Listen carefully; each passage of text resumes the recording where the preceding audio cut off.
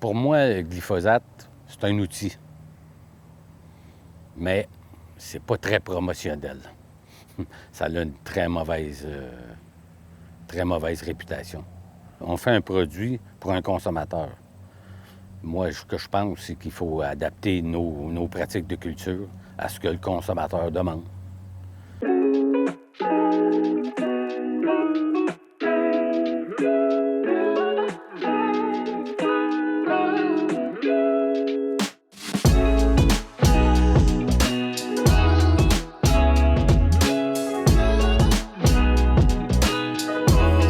Donc, on est la mi-juillet, on est en direction du verger Pierre Tremblay pour aller faire des herbages mécaniques.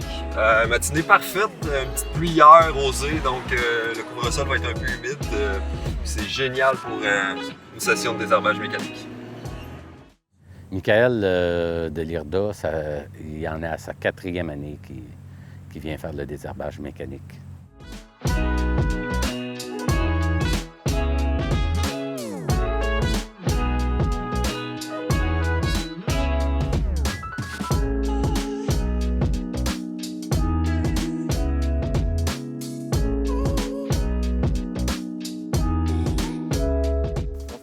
Très, très en forme. Bon, ben je vais faire le désherbage. Ça fait à peu près 3-4 semaines que je suis passé. Ça commence. Oui, on commence. Désherber les pommiers, c'est super important, surtout à l'implantation. D'abord, il faut partir avec un sol complètement exempt de mauvaises herbes parce que les petits pommiers nains surtout, n'ont pas un système racinaire très, très étendu. On parle de maximum de racines autour de 15 cm de profond, puis ça peut aller jusqu'à 30-40 cm, mais pas beaucoup plus.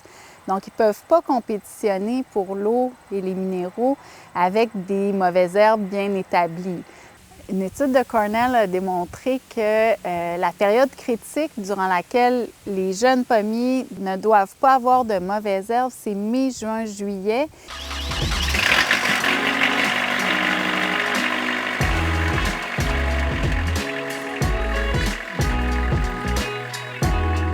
La principale solution utilisée dans les vergers, c'est les herbicides. Et pourtant, on dit qu'on travaille en production fruitière intégrée. On devrait utiliser plusieurs méthodes de lutte.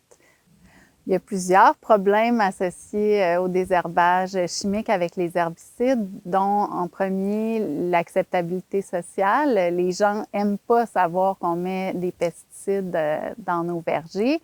Il y a des risques associés à l'utilisation des herbicides, donc des risques pour la santé humaine, des risques pour l'environnement. Il y a des herbicides qui s'attachent fortement aux particules de sol et qu'on retrouve dans les cours d'eau. C'est le cas de la simazine, entre autres. Le Roundup, par exemple, le glyphosate, n'est pas l'herbicide le plus toxique. Par contre, lorsqu'il est utilisé régulièrement, année après année, ça engendre des risques qui sont quand même assez élevés. On a même vu des dommages, des phytotoxicités associées à l'utilisation de glyphosate là, sur les jeunes arbres et d'autres herbicides aussi, là, dont le glufosinate. Il y a très peu d'herbicides qu'on peut utiliser dans les vergers qui sont homologués. Particulièrement les premières années, là, il y a très peu de matières actives qu'on peut utiliser. Donc, on se retrouve à utiliser souvent les mêmes et ça crée des risques de résistance des mauvaises herbes. Au Québec, on sait qu'il y a plusieurs mauvaises herbes qui sont résistantes. On en découvre à chaque année. La principale solution qui est employée majoritairement, malheureusement, c'est l'utilisation de glyphosate. Dans d'autres cas, on peut utiliser des solutions qui sont mécanisées ou mécaniques. Donc, on parle ici de désherbeurs à l'eau chaude, on peut parler de désherbeurs électriques, on peut parler de pyrodésherbeurs. Puis, on peut même faire un travail de sol, soit avec des doigts cresses. Mais nous, dans le cadre des vitrines, on est allé avec un désherbeur mécanique à fil, parce qu'on va travailler la surface du sol. On a décidé d'aller de l'avant avec une machine qui se pose à l'arrière d'un tracteur, donc sur le PTO, la prise de force. On utilise des fils de nylon, donc sur la machine, des fils de nylon qui sont environ une longueur de 20 cm pour faire un désherbage efficace. Le tracteur qui a été choisi, c'est un tracteur de petit format, donc un tracteur à gazon sur lequel on peut adapter le désherbeur mécanique. Il y a un système aussi soit mécanique ou hydraulique qui peut être installé sur le désherbeur à fil. Nous, on a choisi un système qui est mécanique, donc c'est un ressort. Dans certains cas, un système automatique, on va parler d'un palpeur hydraulique, qu'à chaque arbre, il y a un système hydraulique qui va retirer et repousser le rotofil. Au niveau de l'efficacité, que ce soit les annuelles, les vivaces, les feuilles larges, les grands fouets de graminées, l'efficacité va être la même. Qu'est-ce qui importe, c'est passer au stade où est-ce que les plantes sont environ 4 pouces de hauteur, qui sont vraiment fragiles. Le sol est vraiment, surtout si on regarde ici, le sol est vraiment nu. Ici, on voit que le chien dent est en train de s'implanter. Il va falloir probablement, au printemps prochain, peut-être faire un passage plus hâtif pour ne pas laisser la chance au chien dent de prendre le dessus. Le désherbage chimique, on parle de 30 à 150 $ l'hectare pour désherber avec des herbicides. Pour ce qui est du désherbage mécanique, ça coûte beaucoup plus cher. En Europe, ils ont fait des calculs, c'était autour de 500 à 700 $ l'hectare, converti en dollars canadiens.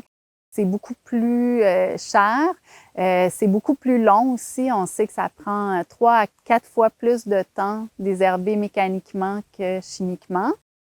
Le MAPAC subventionne jusqu'à 70 % et même 90 % pour la relève et les agriculteurs bio.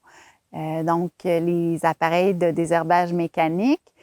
C'est 5 000 $ par appareil et jusqu'à 15 000 $ par entreprise pour la durée du programme.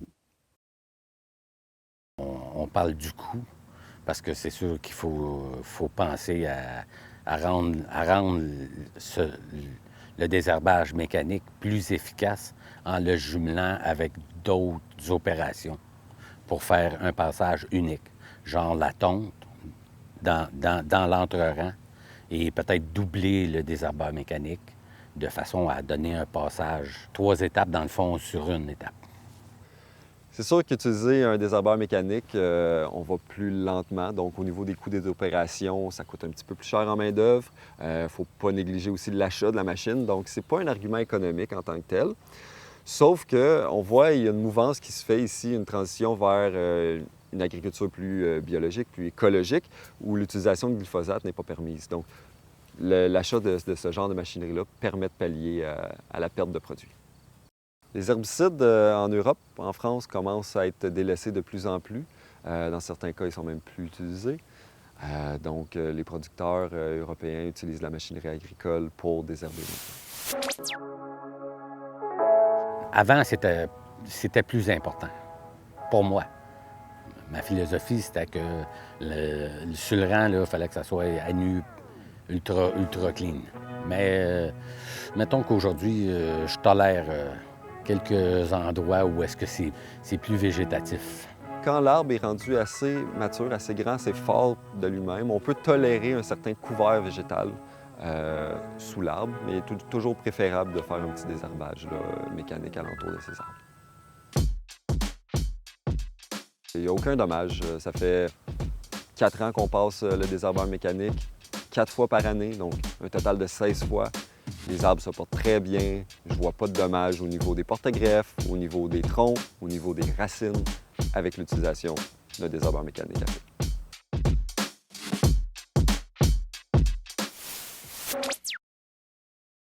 Au début du projet, on a acheté une désherbeuse à fil en disant « ça va faire dans les 5 vitrines pomicoles ». On s'est vite rendu compte qu'on avait des problèmes à cause de la topographie. Principalement, lorsqu'on a un sol rocheux, les fils vont s'user excessivement rapidement.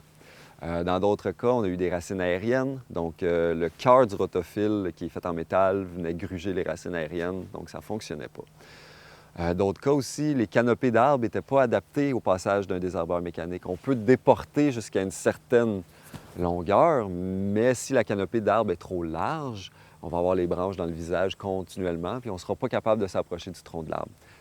Une autre contrainte, c'est les branches qui sont basses. Donc, des arbres avec des ports tombants, par exemple la Cortland, qui n'a pas été bien taillée, peut devenir un problème parce qu'on va venir vraiment travailler dans le feuillage de l'arbre et sur les pommes. Ça, c'est une entrée de maladie, donc on ne veut pas ça. Donc, les arbres doivent être taillés en conséquent qu'on passe un désherbeur mécanique. Le désherbeur mécanique n'est pas adapté à tous les types de plantations.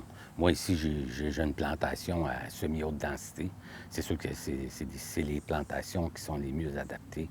Donc, l'irrigation, primordiale dans un verger. Les lignes d'irrigation sont souvent au sol. Lorsqu'on passe le désherbeur mécanique, ça peut rentrer en conflit. Donc, on va souvent avaler le système d'irrigation avec les rotophiles.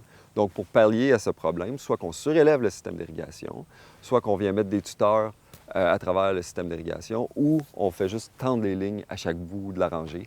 Donc, le désherbeur va pouvoir passer sans aucun problème.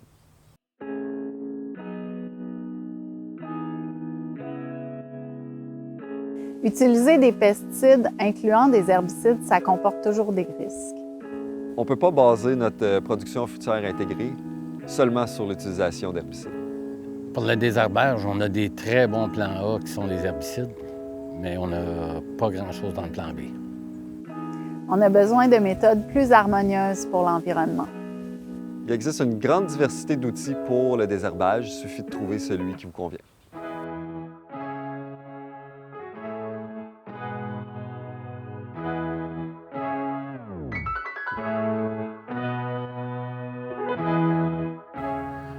Mon gars, sa philosophie, il veut se lancer dans la production du cidre, puis il vise à faire une production plus nature, un cidre nature.